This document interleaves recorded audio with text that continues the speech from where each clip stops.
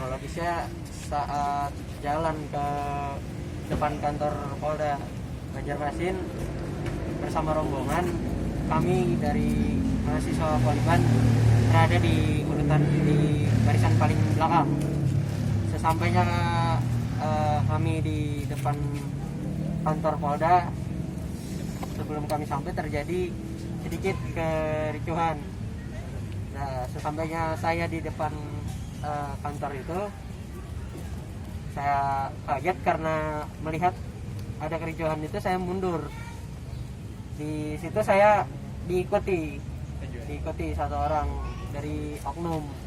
Nah, siapa? Kepolisian. Polisi. Pakaian sipil. Iya, pakaian sipil. Nah, setelah saya mundur, oknum berpakaian sipil mengikuti saya. Lalu sebelum itu ada mahasiswa juga di depan saya yang didorong. Setelah itu ya saya bicara baik kepada oknum tersebut untuk tidak mendorong. Setelah itu emosi oknum tersebut lalu menunjuk saya, lalu mencekik saya sampai ke pinggir pagar.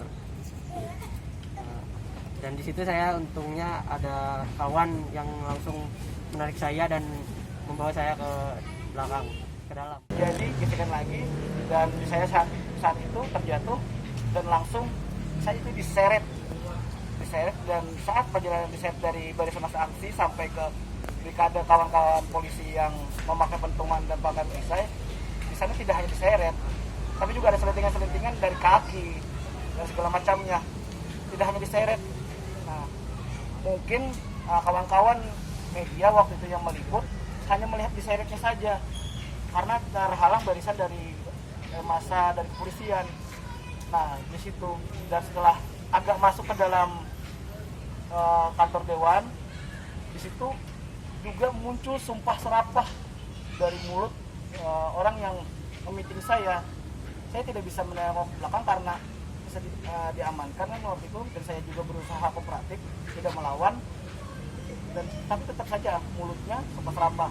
Nah, sampai di saat di samping kantor dewan, saya ditanya lah macam-macam, nama kamu siapa, kamu dari mana, dan saya sampaikan kepada petugas di sana, apakah bapak itu penyidik?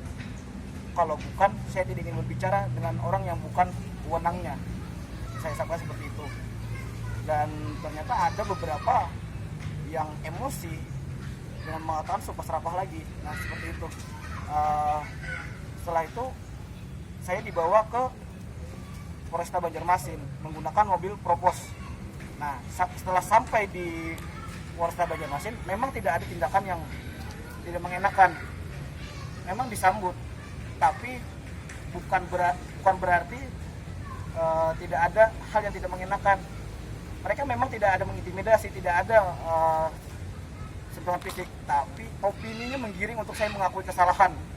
Yang mana itu adalah mungkin disebutkan itu kesalahannya itu ada dari saya. Saya muka datar, dibilang, oh kamu merenung ya, mengakui kesalahan kan, menyesal kan. Terus oke, saya bawa untuk senyum lagi. Kamu cengengesan, serba salah. Apakah itu hukum di negara kita? Dan yang ulun kurang menyenangkan di sana ada dibicarakan, kok kamu masih berani untuk turun aksi, sedangkan kasus kamu 2 tahun yang lalu itu bisa saja dilanjutkan. Apakah itu bentuk pembungkaman untuk saya pribadi? Saya nyatakan saya tidak takut dengan segala. Ada poin yang sifatnya diperlihatkan video oleh penyidik yang berkaitan dengan dianggap bahwa melanggar ketentuan, dugaannya melanggar ketentuan pasal 207, 315 dan juga 316 KUH pidana berkaitan dengan menghina penguasa atau badan umum di hadapan publik seperti itu. Secara umum seperti itu. Tapi ketika kami sampaikan ke Iqbal dan Iqbal menyampaikan berkaitan dengan duduk perkara dan kronologisnya, memang ada yang namanya tindakan, ada yang namanya perbuatan, pasti ada sebab dan akibat.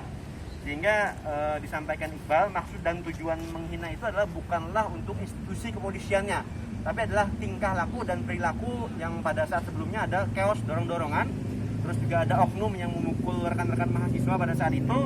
Akhirnya emosi itulah yang tersulut dari Iqbal. Tapi secara tersirat dan tersurat disampaikan di BAP, Iqbal menyampaikan bahwa itu hanya tindakannya, bukan institusinya. Itu satu hal yang sifatnya juga perlu kita klarifikasi. Tapi paling tidak hak penyidik lah yang sifatnya untuk mencari yang namanya bukti permulaan yang cukup ada tidak ke depan.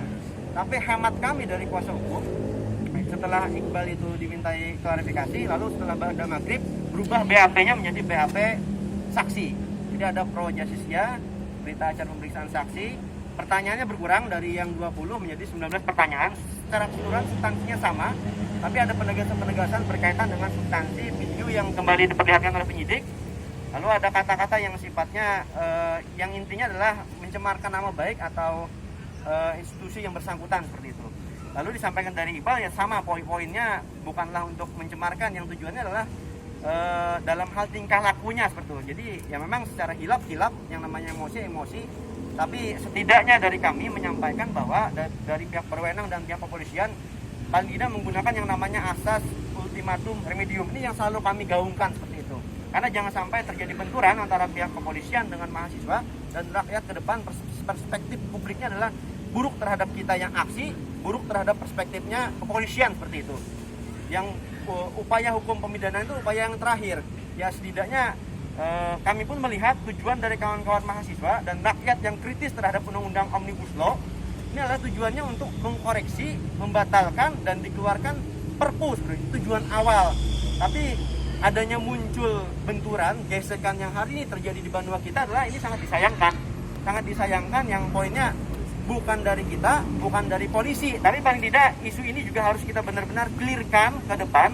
Dan kami dari kuasa hukum memang ya harapannya kasus yang di Polda terhadap Ahdiat dan kawan-kawan dan yang di Polresta Banjarmasin ke depan harus benar-benar dibijaki oleh pihak berwenang. Seperti apa solusinya, seperti apa